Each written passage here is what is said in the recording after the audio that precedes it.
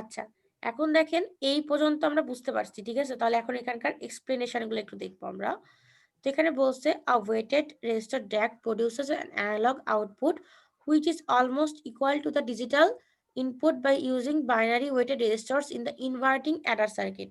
মানে এটা যেটা আউটপুট তৈরি করবে সেটা হচ্ছে কি ইনপুটের সাপেক্ষে প্রায় সেমই হবে, ঠিক আছে?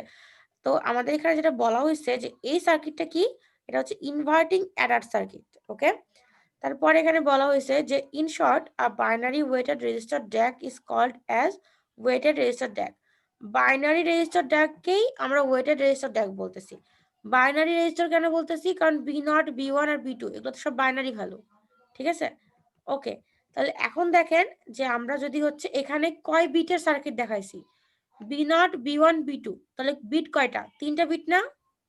তাহলে এই সার্কিটটা কত বিটের জন্য, 3 বিটের জন্য, তাই তো? তাই কি না? Yes ma'am.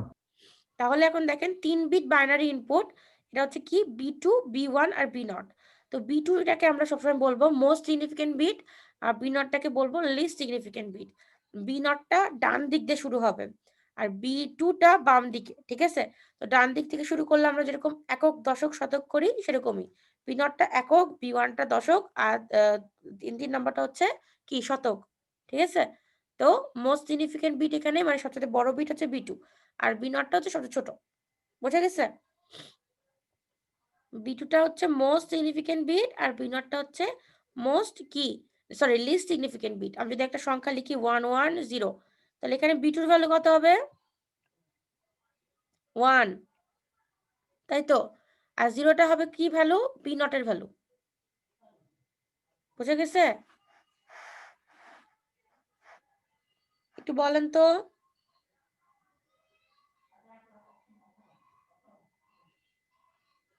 হ্যালো,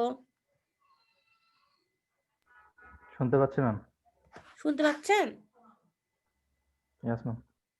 আমি বললাম বুঝতে পারছেন? যেটা বললাম 110 ক্ষেত্রে B2 হবে 1 আর B0টা হবে 0।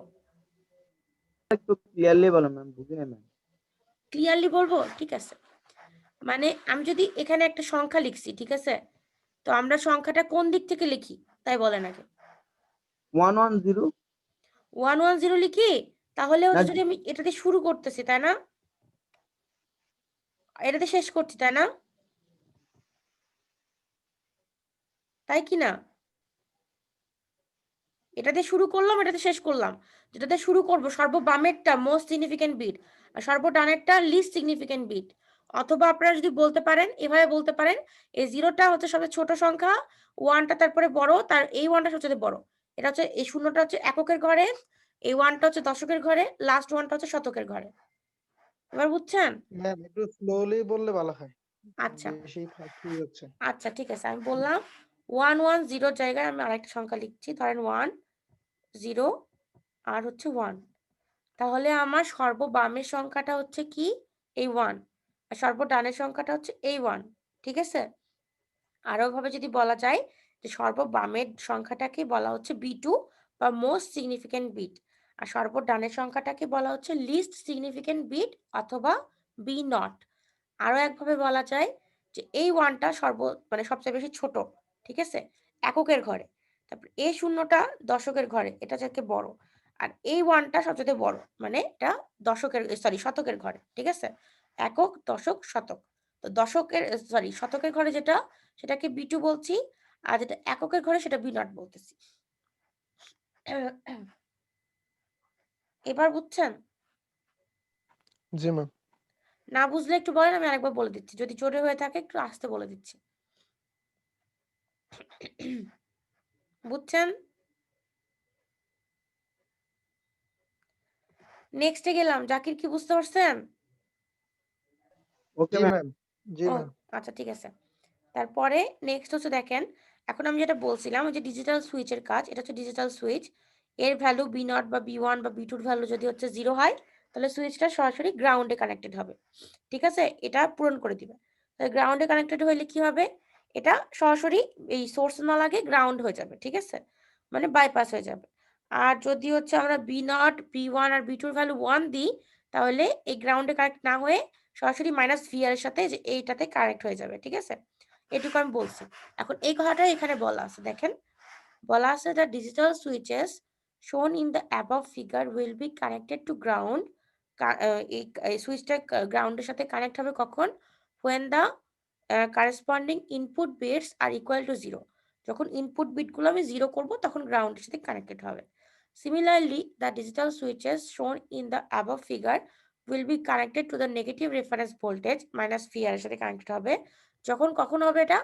যখন আমাদের এই ইনপুট গুলো 1 হবে, ঠিক আছে? এটাই বলা হচ্ছে। এখন কথা হচ্ছে আপনারা ভার্চুয়াল গ্রাউন্ড কনসেপ্ট মনে আছে? এটা ভার্চুয়াল গ্রাউন্ড কনসেপ্ট জি ম্যাম। কি হয় এখানে বলেন তো?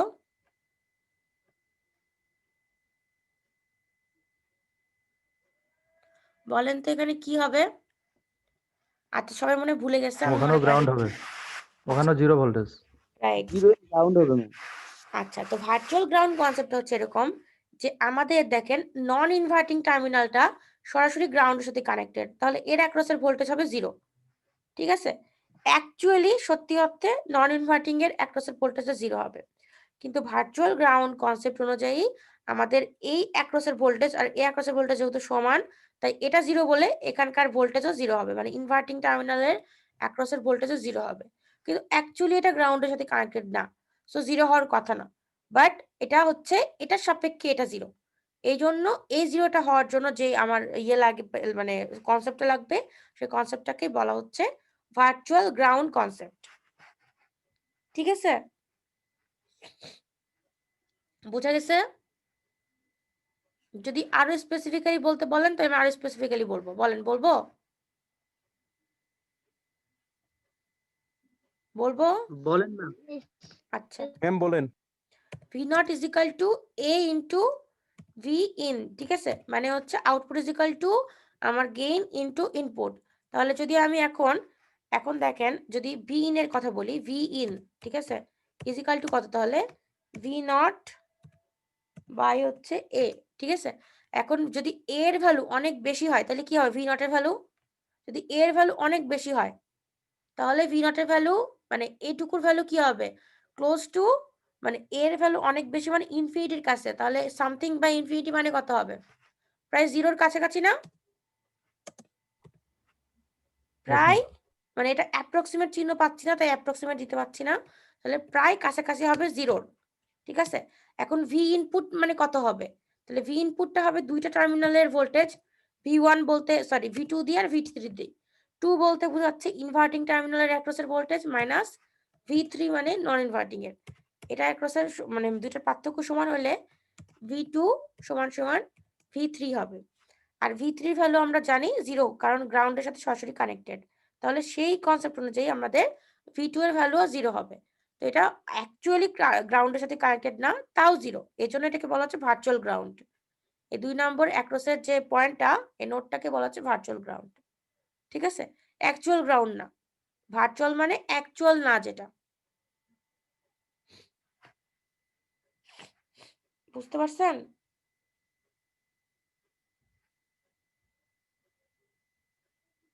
বোঝা গেছে?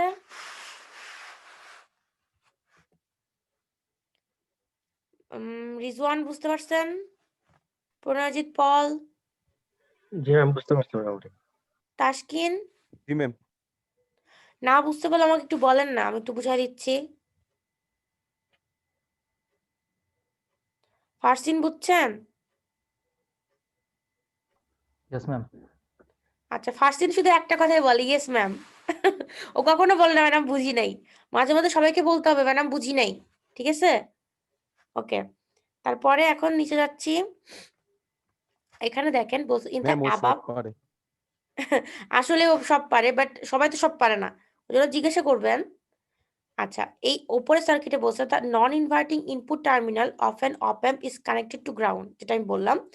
এটার জন্য কি বলছে? 0 ভোল্ট থাকবে কোথায়? নন ইনভার্টিং টার্মিনালের অ্যাক্রসের ভোল্টেজটা, ঠিক আছে? এরপরে দেখেন কিভাবে বলছে, বলছে virtual short concept according to the virtual short concept, অথবা বলা যেতে পারে ভার্চুয়াল গ্রাউন্ড কনসেপ্ট, ঠিক আছে?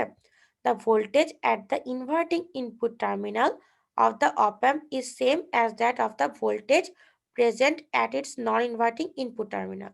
মানে এই কনসেপ্ট অনুযায়ী নন ইনভার্টিং টার্মিনালে যে ভোল্টেজ থাকবে ইনভার্টিং এর অ্যাক্রসেও সে ভোল্টেজটাই থাকবে। যেহেতু নন ইনভার্টিংটা গ্রাউন্ডের সাথে কানেক্টেড, তাহলে এর অ্যাক্রসের ভোল্টেজ 0, সো ইনভার্টিং এর অ্যাক্রসের ভোল্টেজটাও 0 হবে। So the voltage at the inverting input terminals node will be 0 volts. ঠিক আছে, এবার দেখেন আমরা হচ্ছে নোডাল ইকুয়েশন বানানোর জন্য এটা একটা নোড পাইলাম আমরা, তাই না? এটা একটা নোড, এই পয়েন্টটা, তাহলে এই পয়েন্টে কারেন্ট ঢুকবে বা বের হবে, তাই তো? তো আমরা কি জানি বলেন তো? কারেন্ট ঢুকবে যেটুকু পরিমাণ একটা নোডে আর বের হবে যেটা সেটা সমান, তাই তো? তো যদি আমি এরকম করে এই কারেন্ট এখানে ঢুকাই, ঠিক আছে, এটা একটা কারেন্ট, আর দেখেন কারেন্ট বের হবে এখান থেকে, বের হয়ে 3 ভাগে স্প্লিট হবে, এদিকে একটা, এদিকে একটা, আর হচ্ছে এদিকে একটা, তাই না? আর এই কারেন্ট আর এই কারেন্ট সমান হবে কিন্তু, ঠিক আছে? এটা যেটা ঢুকতেছে আর এটা যেটা বের হচ্ছে সেটা সমান হবে। এই যে বের হচ্ছে যেটা সেটাকে আবার 3 ভাগে ভাগ করছি, কারণ আমাদের ব্রাঞ্চ 3টা, ঠিক আছে? এখান দিয়ে একটা কারেন্ট যাবে, এটা দিয়ে একটা কারেন্ট যাবে, কারণ প্যারালাল, এটা সিরিজ হলে একই হতো, শুধু প্যারালাল তাহলে আলাদা, ঠিক আছে? তাহলে গোটা কারেন্টটাকেই ভাগ করে দিয়েছে 3 ভাগে। এখন আমরা এই ইকুয়েশনটাকে কেমন করে লিখব? মনে রাখতে হবে এটার অ্যাক্রসের ভোল্টেজ 0 আর এটার অ্যাক্রসের ভোল্টেজ -VR আর এটার অ্যাক্রসের ভোল্টেজ V0, ঠিক আছে?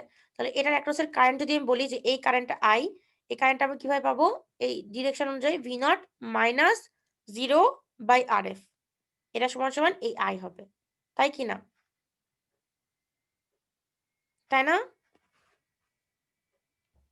जी मैम। তাহলে এই কারেন্টটা সমান সমান যদি আমি এই কারেন্টটাকে বলি I1, ঠিক আছে?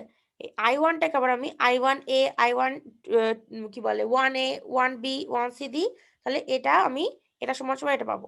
এখন এইগুলা কারেন্ট কত হবে দেখেন, এখানকার জন্য আমি পাবো এই ভোল্টেজ আর এই ভোল্টেজ, তাহলে 0 0 মাইনাস VR, 0 দিয়ে একটা মাইনাস, তারপরে এইটার একটা মাইনাস কিন্তু আছেই, তাহলে মাইনাস মাইনাসে প্লাস হবে VR, ঠিক আছে? যদি আমি বলি এই ব্রাঞ্চের জন্য, এই যে B0 ব্রাঞ্চের জন্য, তাহলে কি হবে? B0 দিয়ে আমি VR কে গুণ করে দিব, ভাগ হবে কত? এই যে এই রেজিস্টারটুকু, ঠিক আছে? তারপর এই কারেন্টটা এই ব্রাঞ্চের অ্যাক্রসের কারেন্টটা কিভাবে পাবো? আবারও 0 minus VR into B1 by two the power 1 into R। তারপর এর অ্যাক্রসের বা এই ব্রাঞ্চের ভোল্টেজটা কেমন করে পাবো? সরি, কারেন্টটা 0 মাইনাস VR মানে plus 0 plus VR into B2 by two the power 0 into R। বুঝছেন কেমন করে? এখন দেখেন নিচের ইকুয়েশনটা কিভাবে লিখছে। মানে আমি যেটা বলছি যে যে কারেন্টটা ঢুকবে আর যে কারেন্টগুলো বের হবে সেটা সমান হবে। আপনারা উপরের ইকুয়েশনের মতো করে লিখতে পারেন, নিচের ইকুয়েশনের মতো লিখতে পারেন। এটা আমার মতো করে লিখছে, যেটা ঢুকছে এটা বের হচ্ছে, ঠিক আছে? একই হবে ডিরেকশন, কোনো পার্থক্য নাই। তো V0/RF সমান সমান যেটা বললাম 0 minus VR into B2, B2 সাথে আমাদের এই রেজিস্টারটুকু ছিল two the power 0 into R plus VR into B1 by two the power 1 into R, সবগুলো এভাবে করে লিখছে। আপনারা কি বুঝছেন এটা কেমন করে লিখছে?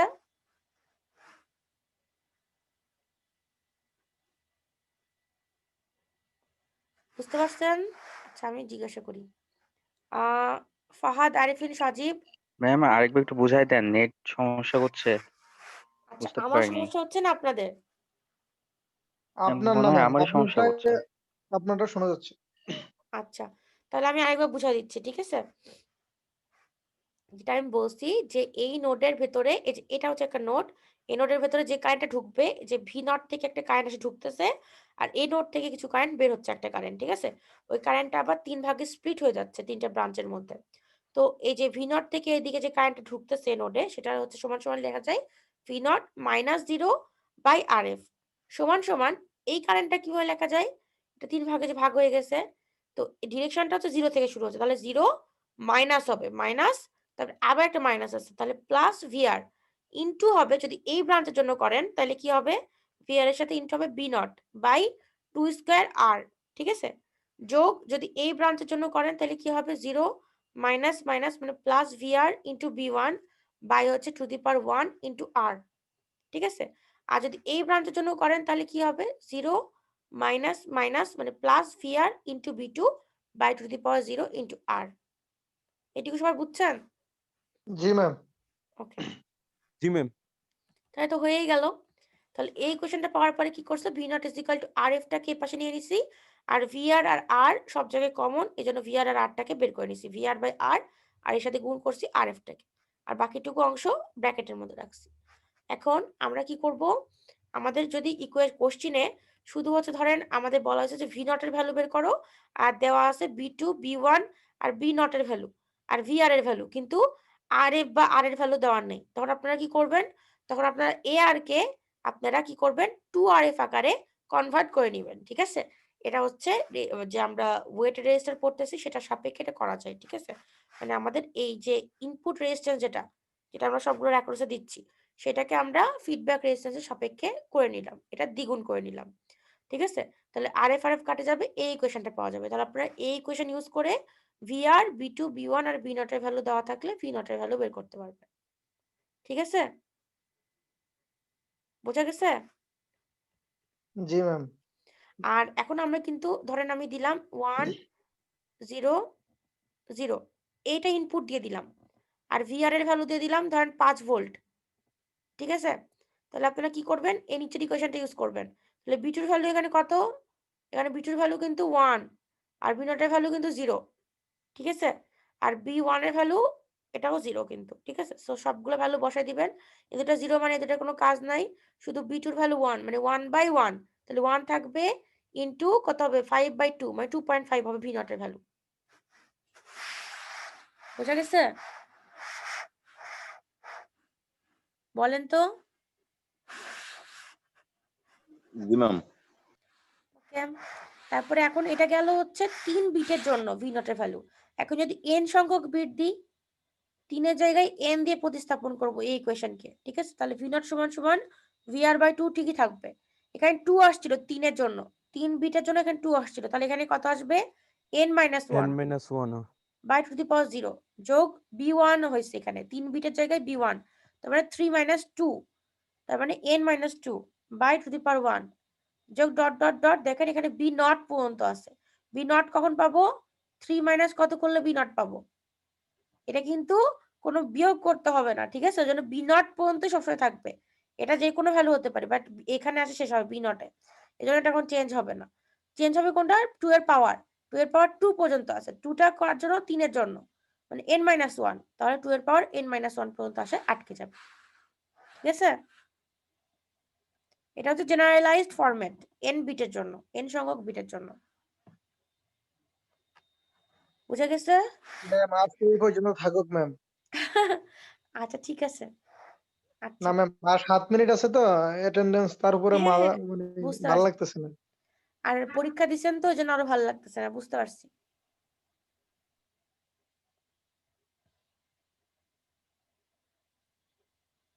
ম্যাম আমার 3টে অ্যাবসেন্ট দেখাচ্ছে ম্যাম, আমার 2টা ক্লাস আর কি বাদ গেছে আর কি, আরেকটা ম্যাডাম কোনটা গেছে বুঝতেছি না। কে রিজওয়ান? জি ম্যাম। এটা তো আমিও বলতে পারবো না রিজওয়ান কোনটা গ্যাপ গেছে আপনার, আপনাকে বের করতে হবে বা আমাকে বলতে হবে দেখার জন্য, এখন যেটা আমি দেখতে পারবো না অ্যাটেন্ডেন্স নিয়ে।